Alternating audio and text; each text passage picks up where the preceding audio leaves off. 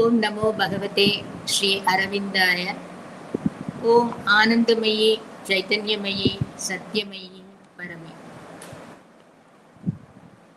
Sri Aurobindo society Chennai கிளையின் தலைவர் திரு Sivakumar sir அவர்களுக்கும் அன்னை அன்பர்கள் அனைவருக்கும் எனது வணக்கத்தை தெரிவித்துக் கொள்கிறேன். புவி மீது இறைஞானம் எமையென்றும் ஆள வேண்டும் என்று வேண்டி நாமகள் சரஸ்வதி நற்றுணையுடன் எனது உரையை துவக்குகிறேன். இன்று நான் உங்களுடன் பகிர்ந்து கொள்ளப் போகும் பொருள் சமயமும் ஆன்மீகமும் அரவிந்தமும். இறைவன், கடவுள், supreme, infinite, eternal, unknowable, unthinkable, inconceivable, form, formless என்று எந்த பெயரிட்டு அழைத்தாலும் அது அந்த ஒருவனைத்தான், அந்த பரமனை மட்டுமே குறிக்கும். அந்த ஏகன் எப்படிப்பட்டவன்? ஆம்னிபொட்டன்ட், சர்வ வல்லமை பொருந்தியவன். ஆம்னிஷியன், சர்வத்தையும் அறிந்தவன். ஆம்னிப்ரெசன்ட், சர்வ வியாபி, விஷ்ணு. ஆம்னிப்ரெசன்ட் ரியாலிட்டி தான் நம்ம பகவான் ஸ்ரீ அரவிந்தரினுடைய முதல் ஆன்மீக அனுபவம். அந்த பரமன் எங்கெங்கும், பார்க்கும் இடம் எங்கும் ஒரு நீக்கமர நிறைந்துள்ளான். அவன் இல்லாத இடமே இல்லை. அவன் இப்பொழுது நான் இருக்கும் இடத்திலும் சரி, நீங்கள் அனைவரும் இருக்கும் இடங்களிலும் சரி, அதை தவிர மற்ற எல்லா இடங்களிலும், இந்த பிரபஞ்சம் முழுவதிலும் திருக்காட்சி கொண்டு அருள்கிறார்.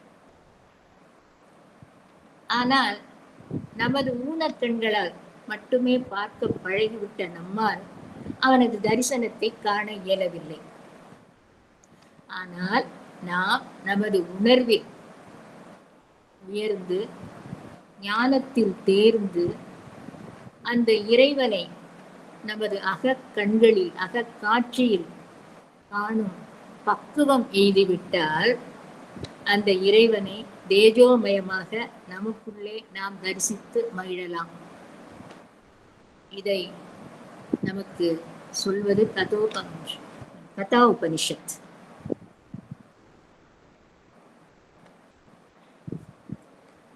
The dwarf sits in the center. To him all the gods pay homage. The dwarf sits in the center. To him all the gods pay homage. The divine inhabitant in man is yet to grow. The divine inhabitant in man is yet to grow. அதாவது மனிதனுள் ஆன்மாவாக, சிறு இறைப்பொறியாக வாமனன் போல் இறைவன் வீற்றிருக்கிறான். அவன் திருவிக்கிரமன் போல் வானளாவ வளர முடிந்தவனே. அந்த ஆன்மா கோடானு கோடி வருடங்களாக அமைதியாக இருந்து நமது ஆத்மா எடுக்கும் பிறவிகள் தோறும் கொஞ்சம் கொஞ்சமாகவோ அல்லது சில சமயங்களில் வேகமாகவோ தனக்குத்தானே தன்னளவில் உயர்ந்து உருவாகி வருகிறான். அதாவது centre of the being. Centre of the பீயிங்னா நமக்குள்ள இருக்கிற அந்த ஆன்ம பொறி, அதுதான் சென்டர் ஆஃப் த பீயிங். அந்த சென்டர் ஆஃப் த பீயிங் என்று சொல்லும் வண்ணம் நடுநாயகமாக, சபாநாயகனாக விளங்கும் இறை ஸ்வரூபமான அந்த ஆத்மன்தான் மனித வாழ்வின் உண்மையான ரத்ன சபாபதி, சிதம்பர ரகசியம். அந்த ஆத்மன் தான் நமக்குள்ள இருக்கிற ரத்ன சபாபதி. அதுதான் சிதம்பர ரகசியமாகவும் இருக்கின்றது. இந்த உபனிஷத்தை நமக்கு அருளிய தவசீலர், ஞானி முனீந்திரன் மேலும் சொல்கிறார், he is the monarch to whom all the gods active in the cosmos He is the monarch. அந்த ஆத்மன் தான் king. He is the monarch to whom all the gods active in the cosmos pay homage and serve through the various senses over which they preside அப்படிங்கிற.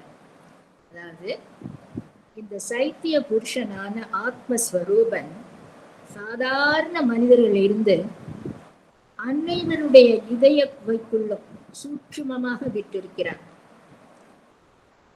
பிரபஞ்சத்தில் உள்ள 33 தேவர்களும் நம் ஒவ்வொருவருக்கு உள்ளும் சூட்சுமமாக விட்டிருக்கும் அந்த ஆன்மா என்ற இறைவனின் அம்சத்தை கணந்தோறும் வந்து வணங்கிவிட்டு செல்கிறார்கள்.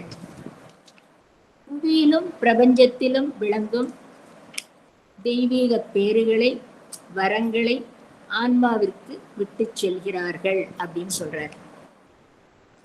நம்ம பெரியவங்கெல்லாம் சொல்லுவாங்க இல்லையா, மூர்த்த நேரம்னா பிரம்ம முகூர்த்தம் அப்படின்னா 3 to அந்த 5 மணிக்குள்ள எந்திரிச்சு நம்ம அந்த இறைவனோட தொடர்பு கொண்டா நமக்கு எல்லா வளங்களும் கிடைக்கும்னு சொல்லுவாங்க. இதெல்லாம் நம்ம காது செவிவழி செய்தி. அதை நம்ம பிராக்டிக்கலா செய்யறோமாங்கிறது அடுத்த கேள்வி. இந்த இறைவன் நமக்குள்ள இருக்கான் அப்படிங்கறத மதர் சொல்றாங்க பாருங்க. I am constantly in your heart. You must become conscious of my presence. I am constantly in your heart. You must become conscious of my presence and receive and use the force that I am pouring into you to enable you to overcome all difficulties அப்படின்னு சொல்றாங்க mother. இப்படிப்பட்ட உண்மையை நாம் அறியாமல் இருக்கும் காரணத்தினால் நம் காலடியில் தெய்வங்கள் கொட்டிவிட்டு செல்லும் பெரும் செல்வங்களையும் அந்த உயர்ந்த சக்திகளையும் ஏற்கும் திறன் இல்லாமல் வாழ்வில் நமக்கு இன்பமே இல்லை, துன்பம்தான் என்று மனம் நொந்து வாடிக்கொண்டிருக்கிறோம். பகவான் என்ன சொல்றாரு? Immortal powers sweep flaming past your doors அப்படிங்கிறார் சாவித்திரியில. Immortal powers sweep flaming past your doors, அதாவது நித்தியமான பேராற்றல்கள் ஒளி வீச்சுடன் உங்கள் கதவங்களை கடந்து செல்கின்றன அப்படின்னு சொல்றாங்க. ஆனால் நாம் இதை உணராமல் ஓயாமல் புலம்பிக் கொண்டு இருக்கிறோம். உலகத்தோட நாடி துடிப்பே அந்த பிரம்மன் தான், இறைவன் தான். நம்மளுடைய உடலாகவும் உடலுக்குள் இருக்கும் ஆன்மாகவும் நமக்குள் இருக்கிற அந்த மன பிராண உணர்வுமய ரூபங்களிலும் இருப்பது அந்த பிரம்மத்தின் நாடி துடிப்புத்தான். அதுதான் ஓயாமல் பல கோடி வடிவமைப்புகளிலும் துடித்துக் கொண்டிருக்கிறது. உலகத்துல நம்ம பார்க்கிற எந்த பொருளா இருந்தாலும் சரி, எந்த பொருளுடைய இயக்கமாக இருந்தாலும், அணுவிலிருந்து தூய பிரம்மம் வரை எல்லாவற்றிலும் இறைவன் சச்சிதானந்தமாக நீக்கமர நிறைந்து பிரசன்னமாக இருக்கிறான். இதுதான் உண்மை. இறைவன் நீக்கமர சச்சிதானந்தமாக நிறைந்து இருக்கிறான், பிரசன்னமாக இருக்கிறான் அப்படிங்கிறதுதான் உண்மை. இந்த உண்மை இப்படி இருக்கும் போது, அதாவது உலகமும் உலகத்தில் உள்ள பொருட்களும் அந்த இறைவனும் பின்னி பிணைந்து ஒன்றாக இருக்கும் போது, நாம் மனிதர்கள் வெவ்வேறான கோட்பாடுகள், கருத்துக்கள், கண்ணோட்டங்கள், கொள்கைகள், சடங்கு, சம்பிரதாயங்கள், ஜாதி, மதம் என்று துண்டு துண்டாக வேறுபட்டு பிரிந்து நிற்கின்றோம். இந்த பொய்மையான உலகத்தினுடைய பிடிகளில் இருக்கும் போது நமது அறிவானது நல்லதொரு கருவியாக இருந்து நமக்கு ஞானத்தை வழங்குவதை விடுத்து வாழ்வு நிகழ்ச்சிகளை முரண்பட திரித்து தாழ்ந்த எண்ணங்களையும் தாழ்ந்த உணர்வுகளையும் நமக்கு வழங்கி கொண்டே இருக்கிறது. அதனால் நமது ஜட மன பிராண சக்திகள்லாம் பாதிக்கப்படுகின்றன. அறியாமை, அகந்தை, பொறாமை, பேராசை, சோர்வு, வலி, வேதனை, வெறுமை முதலிய இருமைகளால் நம்ம மனிதர்கள்லாம் நிறைந்திருக்கோம். குறுகிய வாழ்நாட்கள் கொண்டவர்களாகிய நம்மளுடைய வாழ்க்கையில நமக்கு உதவுகின்ற அல்லது நம்மை காயப்படுத்துகின்ற நமக்கு உதவுகின்ற அல்லது நம்மை காயப்படுத்துகின்ற பொருட்கள், நிகழ்வுகள், மனிதர்களால் நிரப்பப்பட்டு உள்ளது நமது வாழ்க்கை. இப்படி துன்பமும் துயரமும் வேதனையும் பலியும் நிறைந்த இந்த வாழ்க்கையை விட்டு நம்மளால வர முடியல. இருந்தாலும் நம்ம இதையெல்லாம் விட்டு நமக்கு மேல ஏதோ ஒண்ணு இருக்கு, ஒரு உயர்ந்த அம்சம் இருக்கு, ஒரு உயர்ந்த பொருள் இருக்கு அப்படின்னு அதை தேடுற தாகம் மனிதனுக்கு அன்று முதல் இன்று வரை இருக்கிறது. இதை நம்ம லைஃப் டிவைன்ல எல்லாத்துலயுமே படிச்சிருக்கோம். அதாவது நமது அன்றாட சிந்தனைகளுக்கும் செயல்களுக்கும் அப்பால் உள்ள ஒரு உயர்ந்த பொருள், ஒரு உயர்ந்த அம்சம் உள்ளது அப்படிங்கிறத உணர்ந்த மனிதன் தேர்ந்தெடுத்த இரு பாதைகள் தான் மதமும் சமயமும் ஆன்மீகமும். அதாவது மனிதன் உன்னத உயர்ந்த ஆற்றல் ஒன்றை தன்னுடைய கெப்பாசிட்டிக்கு ஏற்ப, தன்னுடைய வல்லமைக்கு ஏற்ப தேடிய தேடலின் விளைவுதான் மதம். அந்த உன்னத ஆற்றலுக்கு என்ன பேர் வச்சோம்? கடவுள், சத்தியம், பரமாத்மா அப்படின்னு பல வகையான பெயர்களை நாம் சூட்டினோம். அதாவது நமது பாரதம் ஒரு ஆன்மீக பூமி, கர்ம பூமி. இதுல பல்லாயிரக்கணக்கான ஞானிகள், ஞானத்தை உணர்ந்தவர்கள், தவசீலர்கள், ரிஷிகள், முனிவர்கள் தவழ்ந்து கொண்டிருக்கின்ற ஒரு ஞான பூமி இது. எல்லையற்ற கணக்கற்ற மதங்கள் வளர்ந்து வியாபிக்க சகிப்புத்தன்மை கொண்ட மக்கள், அதுதான் இங்க அண்டர்லைன் பண்ண வேண்டிய வார்த்தை, சகிப்புத்தன்மை கொண்ட மக்கள் நிறைந்த நாடு. இங்க இருக்கிற மதங்கள், எண்ணற்ற மதங்கள், கணக்கற்ற மதங்கள், இதையெல்லாம் சகிப்புத்தன்மை கொண்ட மக்களாலதான் இத்தனை மதங்களும் தோன்றியது. உயிர்ப்போடு நிலைத்திருக்கும் நாகரிகம் நமது பாரதம், நமது நாகரிகம். இதனுடைய தர்மம் சனாதன தர்மம். சனாதன தர்மம்னா என்ன? Eternal. It is for all the time, for all the people of all the nation. அதாவது ஒரு பாடல், காற்றுக்கென்ன வேலி, கடலுக்கென்ன மூடி, கங்கை வெள்ளம் சங்குக்குள்ளே அடங்கி விடாதோ. இந்த சனாதன தர்மத்தை வேலி கொண்டு அடைக்க முடியுமா? மூடி கொண்டு மூட முடியுமா? அதை இந்து மதம் அப்படின்னு சொல்றாங்க. அந்த இந்து மதம்ங்கிற வரையறைக்குள்ள அதை அடைக்க முடியாது. ஏன்னா அது அனந்தம், நித்தியம், இன்ஃபினிட். அந்த பரமன் போல அந்த தர்மம். சோ அந்த சனாதன தர்மத்தை விடுத்து மற்ற மதங்களை பற்றி மட்டுமே நான் இன்று உங்களுடன் பகிர்ந்து கொள்ளப் போகிறேன். மதத்தின் அடிப்படை தன்மை வேண்டுமானால் தெய்வீகமாக இருக்கலாம், ஆனால் அது நடைமுறையில் மானுடத்தன்மை கொண்டதாகவே மாறிவிட்டது. மனிதன் உருவாக்கிய மதங்கள் அநேகம். இவையெல்லாம் வெவ்வேறு மூலங்களிலிருந்துதான் தோற்றுவிக்கப்பட்டது. அதாவது கிறிஸ்துவ மதம் என்று எடுத்துக்கொண்டால் நம்ம எல்லாம் என்ன நினைப்போம்? அது ஜீசஸ் கிரைஸ்டால உருவாக்கப்பட்டது அப்படின்னு நினைப்போம்.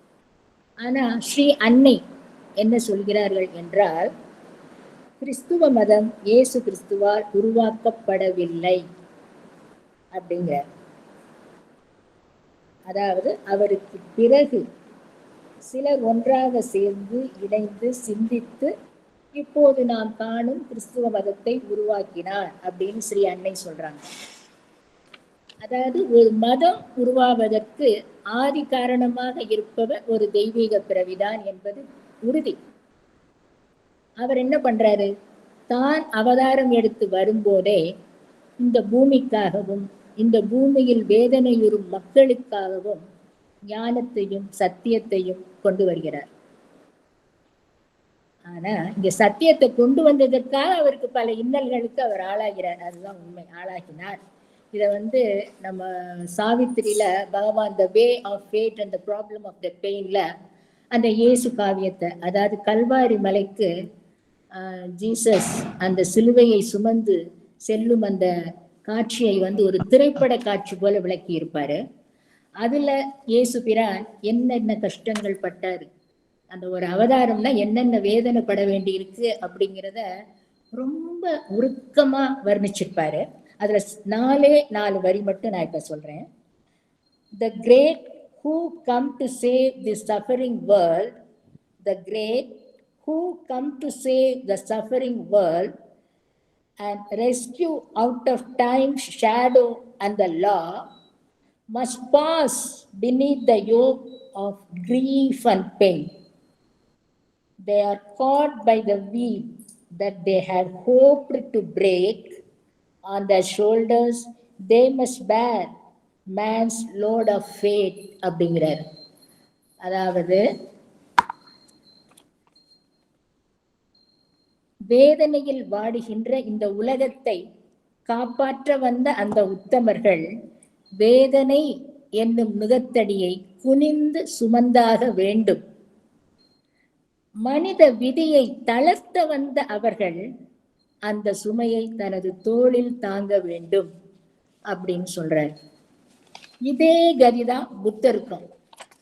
புத்தர் வந்தார், உலகத்தினுடைய துன்பங்களை எல்லாம் பார்த்தாரு, தன்னுடைய அரசபோக வாழ்க்கையிலிருந்து விலகி தவ வாழ்க்கையை மேற்கொண்டார். அதனால தாம் கண்ட உண்மைகளை தனது சீடர்களுக்கு வழங்கினார். ஆனால் அவரது மறைவிற்கு பிறகு அவரது கோட்பாடுகள் எல்லாம் என்ன ஆயின, திரிக்கப்பட்டு விட்டன. அதன் பிறகுதான் அவரது கருத்துக்களை அடிப்படையாக கொண்ட பௌத்த மதம் தலையெடுத்தது. அவரது தத்துவத்தை ஒவ்வொருவரும் ஒவ்வொரு விதமாக புரிந்து கொண்டதன் விளைவு என்ன? வடக்கு மார்க்கம், தெற்கு மார்க்கம், தூர கிழக்கு மார்க்கம் என்று பற்பல பிரிவுகள் உண்டாயின. இதுல வேடிக்கை என்னவென்றால், ஒவ்வொரு மார்க்கமும் தாங்கள்தான் புத்தரின் கோட்பாடுகளை தூய்மையாக கடைபிடிப்பதாக கூறிக்கொண்டனர். ஜீசஸோட உபதேசங்களுக்கும் இதே கதிதான் அப்படின்னு ஸ்ரீ அன்னையே சொல்றாங்க. அதாவது அவங்க வேடிக்கையா மதர் சொல்றாங்க, இப்போது இயேசு பிரான் வந்து பார்த்தால் இங்கு நிலவும் கிறிஸ்துவ கோட்பாடுகளில் தாம் கூறியவை எவை என்ன என்பதை அவராலேயே கண்டுபிடிக்க முடியாது என்று கூறுகிறார். இதை நான் யாருடைய மனதையும் புண்படுத்துவதற்காக சொல்லவில்லை, அன்னையின் கருத்தை பகிர்ந்து கொள்கிறேன். ஒவ்வொரு மதத்தோட கதையும் பார்த்தா இப்படிதான் இருக்கு. அதாவது ஒரு மகானான ஒரு போதகர் வர்றாரு, அவரை அடுத்து மதங்கள் உருவாகின்றன. அவர்கள் இறைவனினுடைய அம்சங்கள் தான், அவதாரங்கள் தான், சத்தியத்தை உலகத்திற்கு எடுத்து ஓதுவதற்காக வந்தவர்கள், அதுல துளி கூட சந்தேகம் இல்லை. ஆனால் மக்கள் அந்த சத்தியத்தை திரித்து வணிகத்தனமாக்கி விட்டார்கள். அதனை அடிப்படையாக கொண்டு ஒரு அரசியல் அமைப்பையே உருவாக்கி தவிர்க்க இயலாத நெறிகளையும் சடங்குகளையும் சம்பிரதாயங்களையும் நிலைநாட்டி மக்களை வசப்படுத்த முயன்று அதில் வெற்றியும் பெற்று விட்டார்கள் என்பதுதான் உண்மை. இந்த சம்பிரதாய கொள்கையினுடைய தலையாய கொள்கை எப்போது என்னவா இருக்கும்னா, எனது மெய்மைதான் பரம மெய்மை, மற்றவை எல்லாம் அதற்கு கீழானவை அல்லது பொய்மை அப்படின்னு சொல்றதுதான். அதனால மனிதர்களாகிய நாம் அவற்றை அந்த மதத்தில் இருக்க சத்தியத்தை, உண்மையை அறியாமல் வெறும் சடங்கு சம்பிரதாயங்களுக்கே முதலிடம் கொடுத்து அவைகளையே கடைபிடித்து அந்த மெய்மையை அறியாமல் விலகி சென்று விடுகிறார். உள்ளுரை ஆன்மா வளர்ச்சி அடைவதை, விரிவடைவதை தடுத்து விட்டோம். மதர் இத ஒரு கதை மூலம் நமக்கு ரொம்ப அருமையா விளக்குறாங்க. அதாவது கப்பலில் வந்த பாதிரியார்கள் அப்படின்னு சொல்றாரு. மதர் ஜப்பான்ல இருந்து இந்தியாவுக்கு வந்த போது அவரோட அந்த கப்பல்ல 2 ப்ராட்டஸ்டன்ட் ஃபாதர்ஸ் வர்றாங்க. அன்று ஞாயிற்றுக்கிழமை அவங்க அந்த பிரேயருக்கு ரெடி ஆகணும். அப்ப இந்த பிரேயரை யார் முதல்ல செய்வது அப்படின்னு அந்த 2 பேருக்குள்ள சண்டை. ஒருத்தர் விட்டு கொடுக்குறாரு, ஒருத்தர் விட்டு கொடுத்த உடனே அந்த பிரேயர் ஆரம்பிக்குது. எல்லாரும் அந்த கப்பலோட மெயின் போர்ஷன் அந்த முற்றத்துக்கு வர்றாங்க. ஆண்கள்லாம் அவங்களோட வழக்கப்படி அந்த கோட், சூட்டு, ஷூ எல்லாம் போட்டுட்டு, கேப்லாம் போட்டுட்டு, கையில் அந்த பைபிள் எடுத்துட்டு வர்றாங்க. லேடிஸ் அதே மாதிரி ஷூ போட்டு, கொடை எடுத்துக்கிட்டு, கையில் பைபிள் எடுத்துட்டு எல்லாரும் கூடியிருக்காங்க. அந்த ஃபாதர் பேச ஆரம்பிக்கிறார். எல்லாரும் ரொம்ப பயபக்தியோட கேட்குறாங்க, ப்ரேயர் முடிஞ்சது. அடுத்த நிமிஷம் எல்லாரும் விறுவிறுன்னு அவங்கவுங்க இடத்துக்கு போயிடுறாங்க.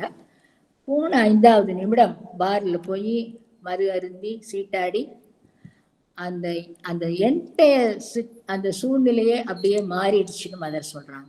அதை ஒரு கடமையா அதை செஞ்சுட்டு அடுத்த நிமிஷம் எங்கேயோ போயிடுறாங்க. அப்ப அந்த ஃபாதர் அந்த அந்த ப்ரேயரை நடத்துன அந்த ஃபாதர் வந்து மதரை கேட்குறாங்க, ஏன் நீங்க வந்து இதில் கலந்துக்கலன்னு கேட்குறாங்க. மதர் சிரிச்சுக்கிட்டே இல்லை, நான் வரல. அதான் ஏன்னு கேட்குறேன் அப்படின்னு. நீங்க செஞ்சது வந்து எனக்கு வந்து ஒரு ப்ரேயர் மாதிரி தெரியல, ஏதோ ஒரு சடங்கு செஞ்ச மாதிரி இருந்தது. கடவுளோட தொடர்பு கொள்வதற்கு நீங்க எதுவுமே செய்யலையே அப்படின்னு கேட்குறாங்க. கடவுளோடு தொடர்பு கொள்வதா அப்படின்னா அதெல்லாம் நம்மளால முடியாது. ஏதோ நல்ல வார்த்தை 4 வார்த்தை சொன்னோம், அவ்வளவுதான். அதுக்கு மேல ஒன்றும் செய்ய முடியாது. கடவுளோட தொடர்புலாம் நம்மளால முடியவே முடியாது அப்படின்னு சொல்றாரு அந்த ஃபாதர். இப்படி பேசிட்டு இருந்துட்டு அவர் சொல்றாரு, நாங்க இப்ப இங்க முடிச்சுட்டு நாங்க சைனாவுக்கு போயிட்டு இருக்கோம் அப்படின்னு சொன்னாங்க. சைனாவுக்கு எதுக்கு போறீங்கன்னு கேட்டா, சைனாவில் இருக்கவங்கள நாங்க மதம் மாற்ற போறோம்னு சொல்றாங்க. உடனே மதர் சொல்றாங்க, உங்களை விட 1000 வருடங்களுக்கு முன்பே அவர்கள் இறைவனை அடையக்கூடிய வழியை அறிந்திருப்பவர்கள். அவர்கள்ட்ட போய் நீங்க என்ன சொல்ல போறீங்க? இந்த நேர்மை இல்லாத இந்த சடங்குகளையும் சம்பிரதாயங்களையும் நீங்க வந்து கைப்பற்றுங்க, ஃபாலோ பண்ணுங்கன்னு சொல்ல போறீங்களா? அது இப்படிலாம் சொல்லாதீங்க. அவங்க உங்களை விட எல்லாம் நல்லா தெரிஞ்சவங்க. அவங்க அயல் நாட்டவர்களை காட்டு மிராண்டிகள்னு சொல்பவர்கள். அவர்களை போய் நீங்க என்ன சொல்லி திருத்த போறீங்க அப்படின்னு அந்த ஃபாதருக்கு ஒரு மாதிரி ஆயிடுச்சு. இதெல்லாம் என்னால ஏற்க முடியாது அப்படின்னு சொல்றாரு. நீங்கள் ஏற்றுக்கொள்வதற்காக நான் இதை சொல்லவில்லை அப்படிங்கிறாங்க மதர். அதாவது சடங்கு சம்பிரதாயம் தான், அந்த உண்மை இல்லை, உண்மையை ஃபாலோ பண்ணல அப்படிங்கிறத ரொம்ப அழகா இந்த இதுல மூலமா, இது உண்மையாகவே நடந்த நிகழ்ச்சி, இதன் மூலம் நம்ம வந்து அறிந்து கொள்வதற்கு ரொம்ப தெளிவா இருக்கு. அதோடு மதர் ஒரு 17-18 வயது ஆகும்போது மதர் பாரிஸ்ல இருக்கும்போது அவங்க வாழ்க்கையில் நடந்த இன்னொரு சின்ன அதையும் சொல்றாங்க. அதாவது அப்பெல்லாம் பாரிஸ்ல சண்டே என்ன பண்ணுவாங்களாம், இந்த மேல்மட்டத்து மக்கள் அரிஸ்டோக்ராட்டிக் சொசைட்டின்னு சொல்றாங்கல்ல, அதை சேர்ந்த ஆண்களும் பெண்களும் ஞாயிற்றுக்கிழமைகள்ல சர்வீஸ் பஜார் அப்படின்னு ஆரம்பிப்பாங்க. சில கடைகளாம் போட்டு அதுல கலெக்ஷன் ஆகிற பணத்தை தேவைப்பட்ட ஏழை எளிய மக்களுக்கு உதவுவாங்க. அது அவங்களுக்கு ஒரு பொழுதுபோக்கு மாதிரி. இந்த வந்து அந்த ஞாயிற்றுக்கிழமையில ஒரு பக்கா கட்டடமா இல்லாம சும்மா டென்ட் மாதிரி துணிகளை வச்சு ஒரு டென்ட் மாதிரி போட்டு அதுல கரண்ட் கனெக்ஷன்லாம் கொடுத்து பண்ணியிருக்காங்க. அப்ப எதிர்பாராத விதமாக அந்த எலக்ட்ரிசிட்டி லீக்கேஜ் ஆகி தீப்பிடிச்சிருச்சு. தீப்பிடிச்சதுல அஃபெக்ட் ஆன மக்கள் வந்து இந்த மேல்மட்டத்து மக்கள் தான். ஏன்னா அவங்க மேல அப்படியே அந்த துணி விழுந்து அப்படியே பற்றி கொண்டவுடன் அதுல பாதி பேருக்கு மேல பலியாகி விட்டார்கள். அவங்களுக்கெல்லாம் இறுதிச் சடங்கு செய்யறாரு ஒரு ஃபாதர். அப்ப அவரு அதுக்கு எந்த விதமான வருத்தமோ இரக்கமோ இல்லாம அவர் என்ன சொல்றாருன்னா, இறைமைக்கு புறம்பாக இவர்கள் நடந்து கொண்டார்கள், அதனால் இவர்கள் இறைவனால் தண்டிக்கப்பட்டு விட்டார்கள் அப்படின்னு சொல்றாரு. இது மதருக்கு வந்து மிக மிக உறுத்தலா இருந்தது.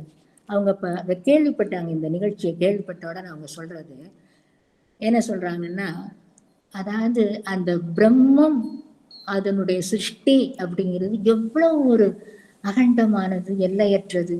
அதை போய் ஒரு சிறுபிள்ளைத்தனமா மனித மூளையை வைத்துக் கொண்டு பார்க்கிறார்கள்.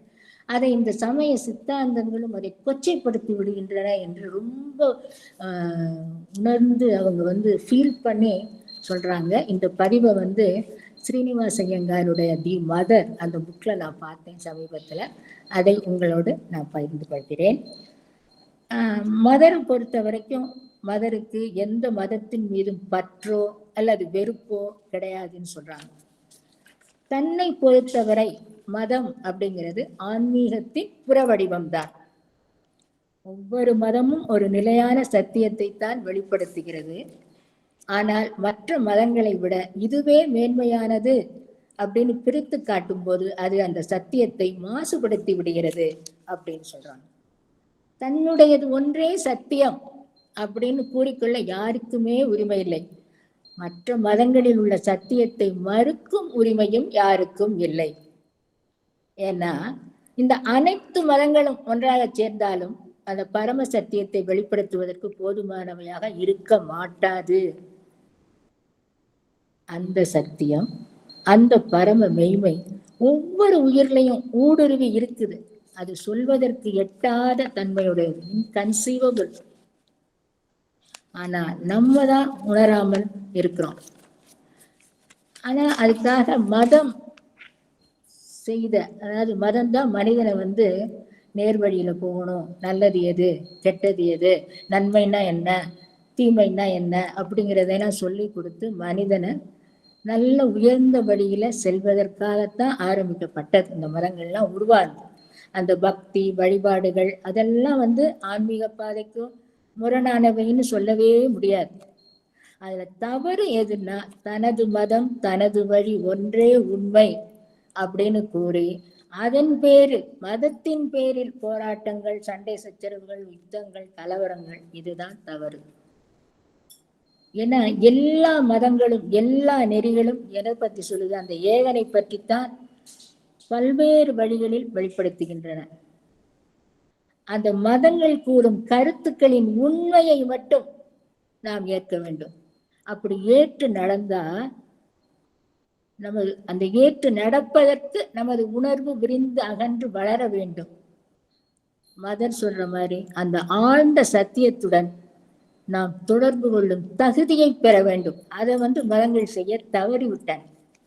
இப்ப கோயிலுக்கு போறோம், சர்ச்சுக்கு போறோம், மசூதிக்கு போறோம். நம்ம எதுக்காக போறோம்? 75% பீப்புள் நம்மளுடைய தேவைகள், நம்மளுடைய ஆசைகள், நம்முடைய பிரார்த்தனைகள் இதெல்லாம் நிறைவேறணும் அப்படிங்கிறதுக்காக தான் போறோமே தவிர, உண்மையா God for God sake, knowledge for knowledge sake மாதிரி கடவுளை மட்டும் விரும்பி வேண்டி அங்கே போய் அவனுடைய பிரசன்னத்தை நம்ம பார்க்கிறோமா? சொல்லுங்க, இல்லவே இல்லை. அதுதான் நிதர்சனமான உண்மை. பகவானும் இந்த மதத்தை பத்தி பகவானுடைய ஒரே ஒரு கருத்தை நான் இங்க சொல்லிக்கொள்ள விரும்புகிறேன். அதாவது இந்த பரம மெய்மை என்பது நமக்கு அமரத்துவத்தை தரக்கூடிய அமிர்தம் போன்றது. எது? இந்த பரம சத்தியம்.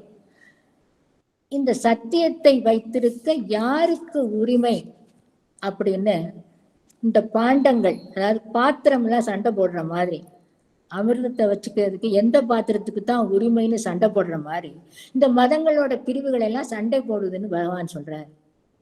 நமக்கு வேண்டியது அந்த பாத்திரத்துல இருக்கிற அமிர்தம், கடவுளுடன் தொடர்பு, கடவுளுடன் ஐக்கியம், அதுதான் வேண்டும். அதை விட்டுட்டு இந்த பாத்திரத்துல இருக்கிற இந்த அமிர்தம் இப்படி ருசியா இருக்கு, அப்படி இருக்கு, இப்படி அது இந்த மதத்தை பற்றி நம்ம பார்க்கவே வேண்டாம்.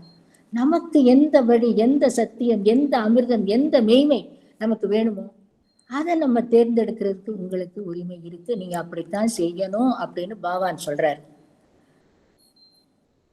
மதங்கள் நன்மையை கூறி நன்மையை செய்து நன்மையை போதிக்கின்றன.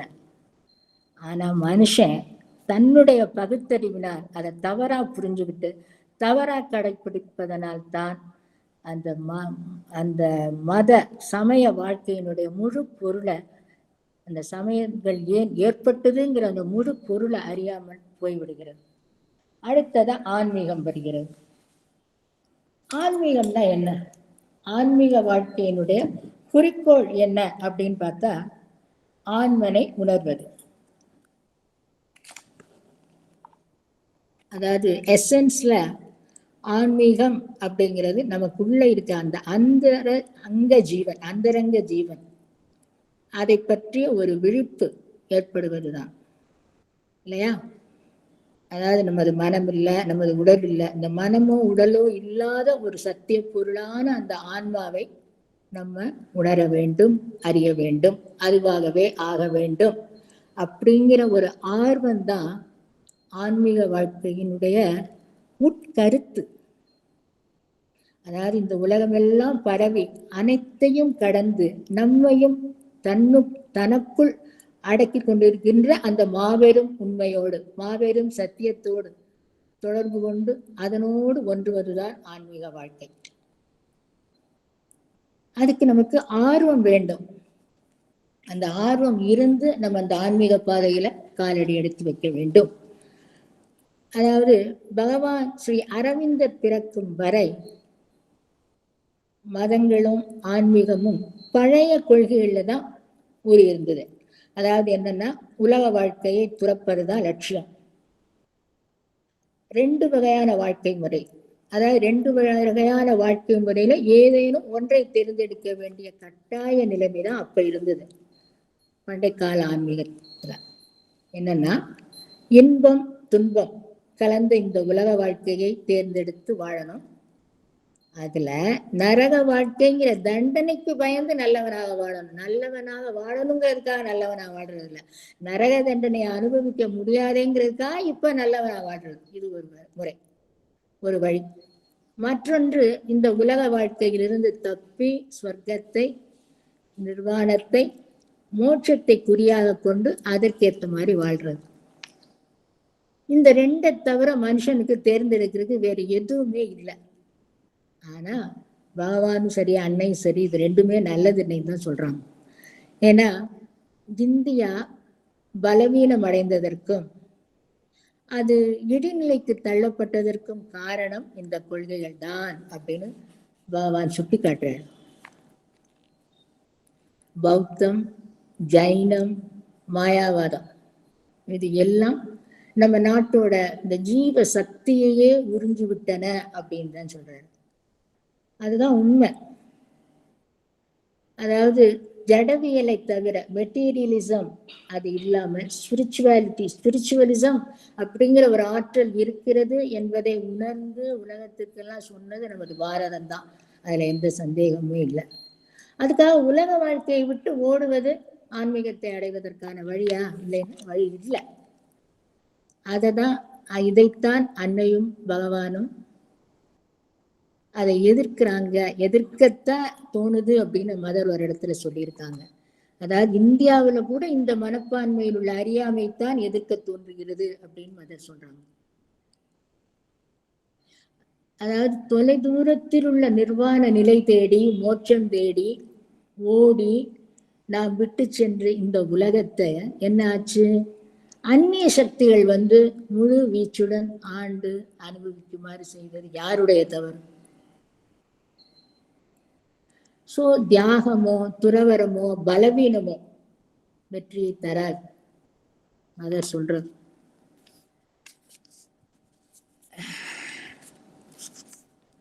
சோ ஆன்மீகத்தினுடைய குறிக்கோள் என்னன்னு பார்த்தா, மானிட உணர்வை தெய்வீக உணர்வாக வளரச் செய்வது. இதுல வந்து கடவுளை கடவுளாக காணாமல் இயற்கையாக கண்டார்கள் பண்டைய காலத்தில். உயரிய பெரும் நிலையாகவும் எல்லையற்ற விளக்க முடியாத ஒரு இலக்காகவும் அவரை எண்ணினார்கள். புத்தர் அப்படித்தான் செஞ்சாரு, அத்வைதவாதிகளும் அதையேதான் செஞ்சாங்க. இல்லை என்போருக்கு அந்த இறைவன் இல்லாத பொருளாகவே இருப்பார். பண்டைய காலத்துல உலகம் பொய்னாங்க, மாயினாங்க. அதனாலதான் பகவானும் அன்னையும் அது இல்லை அப்படி செஞ்சதுனாலதான் அந்நிய சக்திகள் நமது பாரதத்தை கைப்பற்றின என்பதை சொல்றாங்க. இந்த உலகை மாயம் ஜெகத் மித்யா அப்படிங்கிறதான் பகவான் வந்து மிகவும் கடுமையாக எதிர்க்கிறார் என்று கூட கூறலாம். ஏன்னா கடவுள் இந்த உலகை தன்னிலேயே தனது மாயையினால் படைத்தார். அதாவது அந்த சச்சிதானந்தம் சச்சிதானந்தமாகவே இருந்திருந்தா எதுவுமே இல்லை. ஆனா அதுக்கு தன்னைத்தானே காண வேண்டும் என்ற எண்ணம், அதனால அதுல சலனம் ஏற்பட்டு வெளிப்பட்டு சித் சக்தியானவள் வெளிப்படுறாள். அவள் அந்த சிருஷ்டியை அதிமனதின் மூலமாக செயல்பட்டு பிரபஞ்ச மனதின் மூலமாக அனைத்தையும் பிரிக்கிறாள். இதெல்லாம் நமக்கு லைஃப் டிவைன்ல சொல்லித்தரப்பட்டிருக்கிறது. அப்ப ஒன்று பலவாக ஆகிறது, ஏகன் அநேகன் ஆகிறான். ஜடமும் பிரம்மே, ஸ்பிரிட் அண்ட் மேட்டர் ரெண்டும் ஒண்ணுதான். ஸ்பிரிட் ஒரு முனை, மேட்ரு ஒரு முனை. மாயையால படைத்தான் அப்படின்னு சொல்லிட்டு அந்த மாயைங்கிறதுக்கு வேதம் என்ன சொல்லுதுன்னா, மாயை என்பதன் பொருள் பொய் தோற்றம் அல்ல, ஞானம், திறன், சைத்தன்யத்தின் விரிவு அப்படிங்கிறது. எல்லாம் வல்ல ஞானம் இவ்வுலகை படைத்தது. இது கனவோ அல்லது தற்செயல் நிகழ்வோ அல்ல. அனைத்தும் அறிந்த வாலறிவனின் சக்தி தான் இதனை வெளிப்படுத்தியது. பகவான் என்ன சொல்றாரு? The one consciousness that made the world was seen. இது கனவோ அல்லது தற்செயல் நிகழ்வோ அல்ல. The cosmos is no accident in time. The cosmos is no accident in time. A wisdom knows and guides the misread world அப்படிங்கிறாரு. இன்னும் நச்சுன்னு சொல்றாரு. அப்படி ஒரு வார்த்தைன்னு பார்த்தா, இந்த பிரபஞ்சம் willed manifestation of the divine. The cosmos is the willed manifestation of the divine அப்படின்னு சொல்றாரு. உணர்வுள்ள வெளிப்பாடான இந்த பிரபஞ்சத்தை உணர்வுள்ள இறையாற்றல் தான் வழிநடத்துகிறது. இது பொய் அல்ல. உணர்வுள்ள இறையாற்றல் தான் இதை படைத்தது.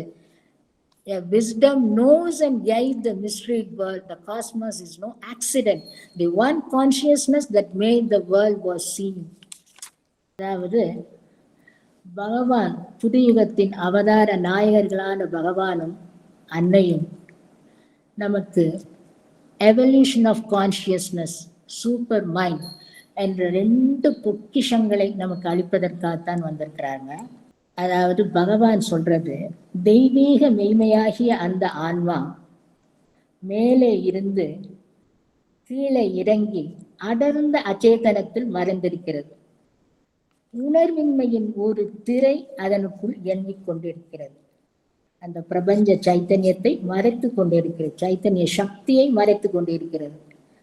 இந்த உணர்வு பரிணாமத்தில் மேலே ஏற வேண்டும். Evolution of consciousness. அதாவது மானுட உணர்வு தெய்வீக உணர்வாகவும் மானுட இயல்பு தெய்வீக இயல்பாகவும் மாற வேண்டும். இறைவன் மட்டும்தான் இருக்கான் அப்படி இந்த உலகம் இல்லைன்னா இறைவன் இந்த உலகத்தை படைத்திருக்க தேவையே இல்லையே. ஏன் இந்த உலகத்தை விட்டு ஓடணும்? இறைவன் மட்டும் வேணும்னா உலகமே வேண்டாமே. அதுக்குத்தான் பகவான் படிப்படியா இந்த கருத்துக்களை சொல்லிக்கொண்டே வருகிறார். பகவானோட பூரண யோகத்தின் பண்பு இதுதான். அதாவது இந்த உணர்வினுடைய பரிணாம வளர்ச்சி தான் நம்மளுடைய இந்த உலக வாழ்க்கைக்கு ஒரு பொருளை அளிக்கிறது. இந்த உலகில் உள்ள ஒவ்வொரு பொருளையும் ஒவ்வொரு பொருளும் அந்த ஒவ்வொரு பொருள்ல ஏற்படும் ஒவ்வொரு இயக்கமும் உணர்வுள்ள சக்தியின் கான்சியஸ் போர்ஸோட வெளிப்பாடுதான். பொய் அல்ல, நிஜம், உண்மை. இயற்கையின் செயல்பாடுகள் அனைத்தும் ஜடநிலை, வாழ்வு நிலை, மனநிலை, ஆன்மீக நிலை என்ற அனைத்திற்கு பின்னும் இந்த இறைசக்தி சிற்சக்தி செயல்படுகிறது. ஒவ்வொரு பொருளிலும் ஒவ்வொரு ஜீவனிலும் அந்த டிவைன் கான்சியஸ்னஸ் தான் இருக்கிறது. அதை நாம் அறிந்தாலும் சரி, அறியாவிட்டாலும் சரி, உணர்ந்தாலும் சரி, உணராவிட்டாலும் சரி, அது அதனுள் இருக்கிறது. அப்படிங்கிறது தான் உண்மை என்பதை பகவான் நமக்கு தெளிவாக கூறுகிறார். கடவுளிலேயே அவனுடைய இயக்கம்தான் இந்த உலகம். இந்த இயக்கத்திற்கு ஒத்துழைத்து முடுக்கிவிடும் சிறு சிறு தூண்டுகோல் தான் நாம்லாம். இறைவன் என்ற அந்த ஆனந்தத்தின் அந்த பேருவகையின் பெருக்கங்கள் நாம். விளையாட்டு தோழர்களாக இருப்பதற்காக நாம் எல்லாம் அந்த பரமனின் விளையாட்டு தோழர்களாக இருப்பதற்காக அவரால் இங்கு உருவெடுத்துள்ள ஜீவர்கள் நாம். பண்டைய ஆன்மீகவாதிகள் வாழ்வை துறந்து நிர்வாணத்தையோ மோட்சத்தையோ அடைவதைத்தான் குறிக்கோளாக கொண்டிருந்தார்கள். பிரபஞ்சத்திலிருந்து விலகிச் செல்வது. அதனால வாழ்வுல அவங்களுக்கு எந்த விதமான பிடிப்புமே இல்லாமல் போய்விடுகிறது. ஆன்மீக செல்வத்தை பெறுவதற்காக மானுட செயல்பாடுகளை எல்லாம் அவங்க இழந்தார்கள். உண்முக விடுதலை அடைவதற்காக வெளிமரணத்தை ஏற்றார்கள். ஆன்மீக வாழ்வில் வளம் பெறணும் அப்படிங்கிறதுக்காக பௌதீக வாழ்வினை இழந்தார்கள். இதுக்கு நேர் ஆப்போசிட்டா உலக வாழ்வில் வளம் பெறுவதில் குறிக்கோளாக கொண்டவர்கள் கடவுளையே இழந்தார்கள். இது இந்த எக்ஸ்ட்ரீம், அது அந்த எக்ஸ்ட்ரீம். ட்ரூ நெகேஷன் சொல்றது இதுதானே. The materialist denial and refusal of the ascetic. இது ரெண்டும் இல்லை. பண்டைய மதங்களும் தத்துவ போதனைகளும் உலகை துறப்பது ஒன்றுதான் ஆன்மீக வாழ்க்கையின் நோக்கம் அப்படிங்கிற அளவுக்கு வலியுறுத்தின. ஆனால் அரவிந்தம் நமக்கு கூறுவது மானுட வாழ்வினை முழுமையாக்க வேண்டும் அப்படிங்கிறதான். ஏன்னா இந்த உலகம்ங்கிறது என்ன?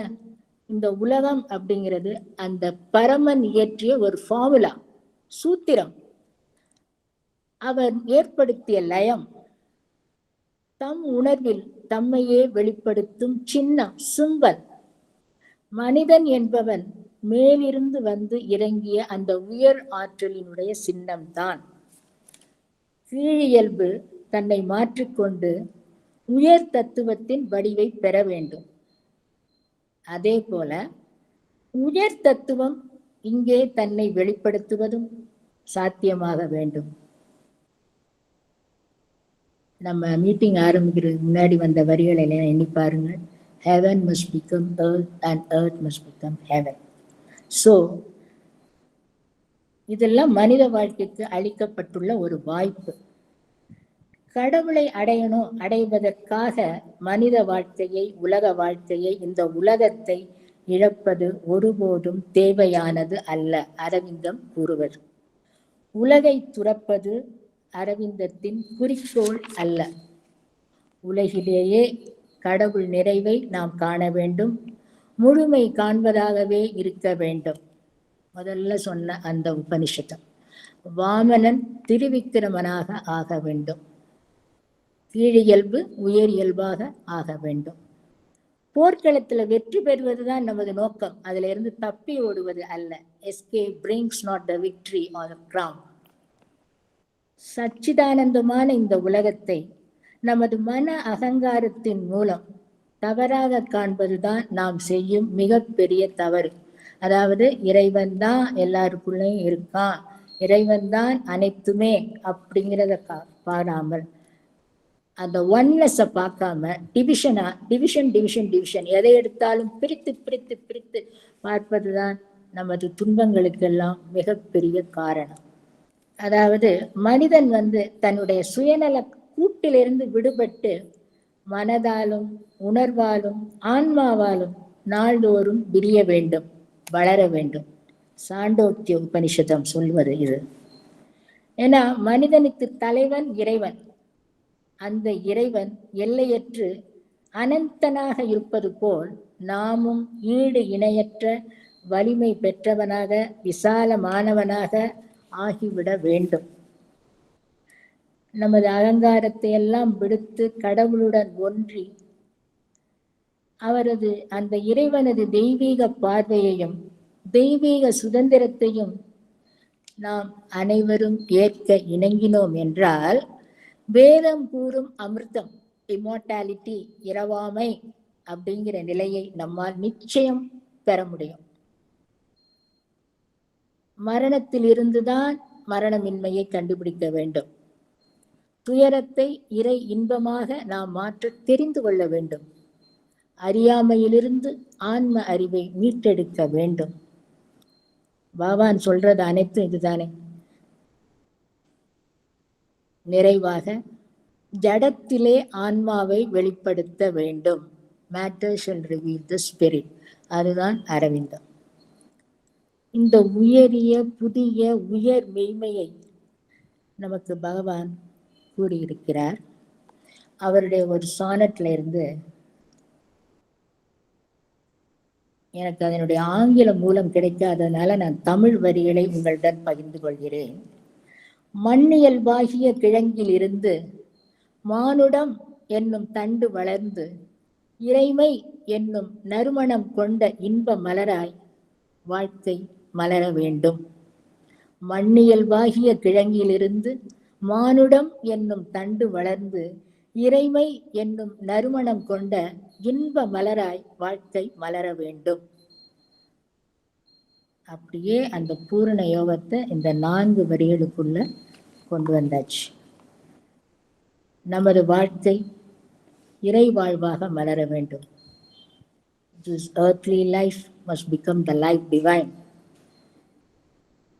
நாம் இறைமையில் வளர்வோம், தெய்வீகத்தில் வாழ்வோம், அரவிந்தத்தை பயின்று உய்வடைவோம் என்று கூறி நிறைவு செய்கிறேன். நன்றி, வணக்கம். Thank you madam.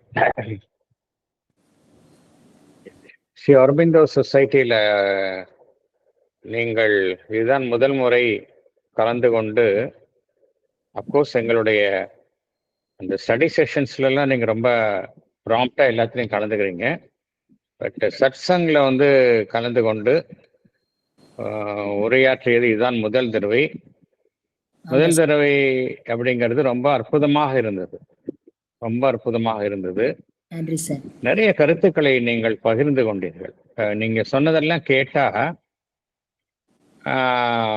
ஒரு நல்ல, உண்மையிலேயே நல்ல சின்சியரா நீங்க சொன்ன கருத்துக்களை ஒவ்வொருத்தங்களும் அதை புரிஞ்சுக்கிட்டாங்கன்னா அப்படின்னா, மதம் என்றால் என்ன, ஆன்மீகம் என்றால் என்ன, அரவிந்தம் கோருவது என்ன, இதை வந்து புரிந்து கொள்ள முடியும். நிறைய பேருக்கு இந்த கிளாரிட்டி இருக்கிறது இல்லை. நிறைய பேர் என்ன நினைக்கிறாங்க அப்படின்னா, மதர் அண்ட் ஸ்ரீ அரபிந்தோவையும் அதையும் ஒரு வழிபாட்டு முறையில ஒரு 10ல் 1 அப்படிதான் நினைக்கிறாங்க. ஆனா இது அரவிந்தம் என்பது வேறு என்பதை நிறைய பேர் புரிந்து கொள்வது இல்லை. அடிப்படையில நீங்க நிறைய கருத்துக்களை பகிர்ந்து கொண்டீர்கள். உபநிடதங்கள், வேதங்கள் எல்லாமே என்ன கோருகின்றன என்றால், இந்த எங்கும் நிறைந்துள்ள அந்த பரம்பொருளை நம்மால காண முடிவதில்லை, புறக்கண்களால் காண முடியாது, அதே சமயம் நம்முடைய அகக்கண்களால காண முடியும். மேலும் அந்த பரம்பொருள் நம்முள்ளே இருக்கின்றான். நம்முடைய ஜீவனினுடைய மையத்தில் கருவாக அவன்தான் வீட்டு இருக்கின்றான். அன்னையும் அதான் கோருகின்றார்கள், தன்னுடைய சாநித்தியம், என்னுடைய சாநித்தியம் உங்களோடு இருக்கின்றது, அதை நீங்கள் உணர வேண்டும் என்று கோருகின்றீர்கள். இதை நாம் உணர்வதில்லை. இதை அறிந்து கொள்வதுதான் ஆன்மீகம். அதே போல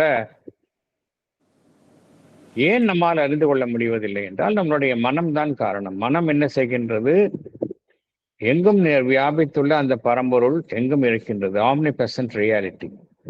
ஏன் நம் மனம் வந்து அதை பார்க்க தவறுகின்றது என்றால், மனம் அந்த தோற்றங்களை திரித்து பார்க்கின்றது. அதனால் தான் மனம் வந்து அந்த உண்மையை, எங்கும் நிறைந்துள்ள அந்த மெய்மையை கண்டுகொள்ள தவறுகின்றது. என்ன காரணத்தினால் மனிதன் வந்து மதத்தை நாடுகின்றான், ஆன்மீகத்தை நாடுகின்றான் என்றால், தனக்கும் மேலுள்ள அந்த உயர் சக்தியை இதன் மூலம் அவன் எட்ட முயலுகின்றான். அதனால் ஏற்பட்டவைதான் இந்த மதமும் சரி, ஆன்மீகமும் சரி. இதில் மதம் குறித்து நீங்கள் நிறைய கருத்துக்களை பகிர்ந்து கொண்டீர்கள். மதத்தில் என்ன, எதனுடைய தலையீடு காணப்படுகின்றது? தி ஹியூமன் எலிமெண்ட், மனிதனுடைய அந்த தன்மை அங்கு குறுக்கிடுகின்றது. அதனால்தான் மதம் என்கின்ற ஒரு அமைப்பு அதன் அடிப்படையில் தான் உருவாக்கப்படுகின்றது. நீங்கள் குறிப்பிட்ட மேற்கோள் காட்டிய ஸ்ரீ அன்னையினுடைய கருத்துக்களான ஜீசஸ் கிரைஸ்ட் அவரும் சரி, புத்தரும் சரி, தற்பொழுது உலகில் அவதரித்தால் அவர்களாலேயே தாங்கள் உருவாக்கிய தங்களுடைய கருத்துக்களை அந்தந்த மதங்களில் கண்டுகொள்ள முடியாது என்றும் கூறினார்கள். ஏனென்றால் அன்னை என்ன கூறுகின்றார்கள்? இத்தகைய உயர்ந்த அந்த அவதாரங்கள் எல்லாமே ஏதோ ஒரு பேருண்மையை கண்டு அதை உலகுக்கு அறிவிக்க வந்தவர்கள். மனிதன் என்ன செய்கின்றான்? அந்த உண்மையை வந்து ஒரு அமைப்பாக உருவாக்கி மதத்தை ஏற்படுத்துகின்றான். அது மாத்திரமல்ல, என்னுடைய கோட்பாடு தான் சரி, மற்றவனுடைய கோட்பாடு தவறு என்று அதன் அடிப்படையில் ஒரு பிரிவினையை உண்டு பண்ணுகின்றான். இதன் அடிப்படையில் தான் மதம் வளருகின்றது என்று ஸ்ரீ அன்னை கோருகின்றார்கள். நான் தான் சரி, நீ தவறு என்கின்ற அடிப்படையில் தான் மதங்கள் வளருகின்றன என்று ஸ்ரீ அன்னை கோருகின்றார்கள். அதனால்தான் இங்க பார்த்தோம் அப்படின்னா, மதர் அண்ட் ஸ்ரீ அரபிந்தோவில் வந்து தே ஆர் வெரி கான்சியஸ். நம்ம வந்து எந்த விதமான ஒரு அமைப்பையும், ஒரு நிர்ணயிக்கப்பட்ட விதிகளையும் அன்னையும் அரவிந்தரும் உருவாக்கவில்லை. இருப்பினும் என்ன நடைபெறுகின்றது? சில சமயம் அதையும் மீறி நம்மை அறியாமல் சில விதிகளை சொல்லி, இதுதான் இப்படியெல்லாம் இருக்கணும் அப்படின்னு நம்ம இந்த இந்த இந்த மதர் அண்ட் ஸ்ரீ அரபிந்தோவிலும் இத்தகைய குறைகள் அவ்வப்போது தலை தூக்குகின்றன. அது அது அவ்வாறு ஏற்படாமல் தலை தூக்காத வண்ணம் பார்த்து கொள்வது நம் எல்லோருடைய கடமை. ஏனென்றால் அதை பகவானும் ஸ்ரீ ஸ்ரீ அன்னையும் விரும்பவில்லை. ஏனென்றால் வெறும் வழிபாடு என்பது எந்த விதமான ஒரு அகத்தொடர்பையும், புற வழிபாடு என்பது அதாவது சடங்குகள் எவ்விதமான ஒரு அகத்தொடர்பையும் இறைத்தன்மையுடன் உருவாக்குவதில்லை என்பதுதான் ஸ்ரீ அன்னையும் ஸ்ரீ அரவிந்தரும் அதான் கோருகின்றார்கள். மேலும் நம்முடைய இந்த வேதங்களிலும் உபநிடதங்களிலும் என்ன கூறப்படுகின்றன என்றால், அந்த டிவைன் அந்த வேர்ல்டு என்கின்ற ஒரு பிளவை அவர்கள் ஏற்படுத்தவில்லை. கிரியேட்டர் அண்ட் கிரியேட்டட் என்கின்ற ஒரு பிரிவினையை இங்கு உண்மையான அந்த வேதங்களிலும் ஒப்பினது பார்க்க முடியாது. இங்க கிரியேட்டர் தான் கிரியேட்டடாகவும் இருக்கின்றார்கள். அதனால இங்க டிவிஷனே இங்க கிடையாது. அதுதான் ட்ரூத். எப்பொழுதுமே இந்த மதம் உண்மையிலேயே என்ன நடைபெற வேண்டும் என்றால், ஒரு வழிபாட்டுல எது முக்கியம் என்றால், ஒருவர் தன்னை வழங்க வேண்டுமே தவிர ஒருவர் கோருவதற்காக ஒரு வழிபாட்டு முறையை பின்பற்றுவது தவறு. ஒரு ஆலயத்திற்கு செல்வதோ, ஒரு சர்ச்சுக்கு, ஒரு தேவாலயத்திற்கு செல்வதோ கோருவதற்காக இருக்கக்கூடாது. நம்மை நம்மை வழங்குவதற்காகத்தான் இருக்க வேண்டும் என்று ஸ்ரீ அன்னை கோருகின்றார்கள். இதில் ஆன்மீகம் குறித்தும் நீங்கள் நிறைய கருத்துக்களை பகிர்ந்து கொண்டீர்கள். ஆன்மீகம் என்றால் நம்முள் இருக்கக்கூடிய அந்த உண்மையை நாம் அறிந்து கொள்வது. know the truth within. நம்முடைய இருப்பிற்கு அடிப்படையாக இருக்கக்கூடிய அந்த உண்மையை அறிந்து கொள்ளுதல். இதற்கு அடிப்படை இல்லை. ஆன்மீகத்தில் ஒருவருக்கு என்ன தேவை என்றால் அந்த ஆர்வம், பேரார்வம் தான் தேவை.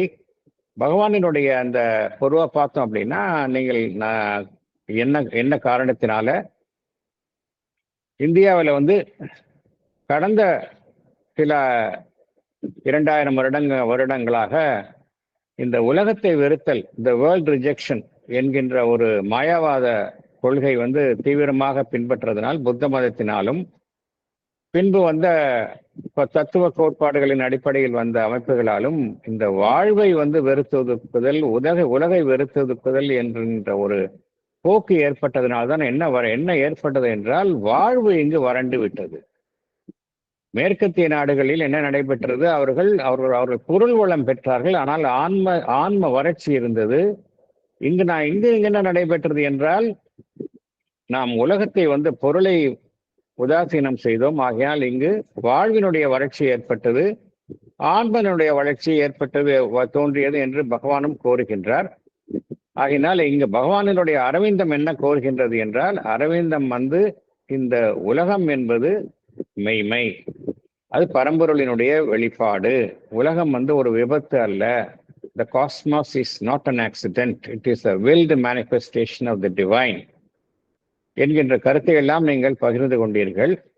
ஆகையினால என்ன ஏன் மனித வாழ்வு என்பது இங்கு வெறும் ஒரு மாயைக்குட்பட்ட வாழ்வு கிடையாது. இங்கு எது நடைபெறுகின்றது என்றால், இந்த உணர்வு நிலையினுடைய பரிணாமம் நடைபெறுகின்றது. Evolution of consciousness. அதுதான் நம்முடைய வாழ்விற்கு முக்கியத்துவத்தை அளிக்கின்றது என்ற கருத்தையும் நீங்கள் பகிர்ந்து கொண்டீர்கள். ஆகையினால இங்க அரவிந்தம் கூறுவது என்ன? இறுதியாக நம்முடைய புறத்தையும் அகத்தையும் இணைக்க வேண்டும், அகத்தையும் புறத்தையும் இணைக்க வேண்டும். மரணம் என்பது உண்மையிலே பகவான் என்ன கூறுகின்றார்? அது வாழ்வு தொடர்வதற்காகத்தான் மரணமும் ஏற்படுகின்றது. ஒருவர் துயரற்றாலும் துயரத்தின் மூலம் அவர் இறுதியாக ஆனந்தத்தை எட்ட வேண்டும். சடப்பொருள் எதற்காக இருக்கின்றது என்றால், அது ஆன்மாவை வெளிப்படுத்துவதற்காகத்தான் சடப்பொருள் என்பது இருக்கின்றது. சடப்பொருளின் மூலமாக ஆன்மன் மெய்ப்பொருள் தன்னை வெளிப்படுத்திக் கொள்கின்றது என்பதுதான் அரவிந்தம் கூறுகின்றது. இறுதியாக இந்த மனித வாழ்வு என்பது ஒரு மாயை கிடையாது, ஒரு விபத்து கிடையாது. மனித வாழ்வு இறை வாழ்வாக மாற வேண்டும் என்பதுதான் அரவிந்தம். ஆகையினால் இத்தகைய கருத்துக்களை எல்லாம் எங்களுடன் பகிர்ந்து கொண்டீர்கள்.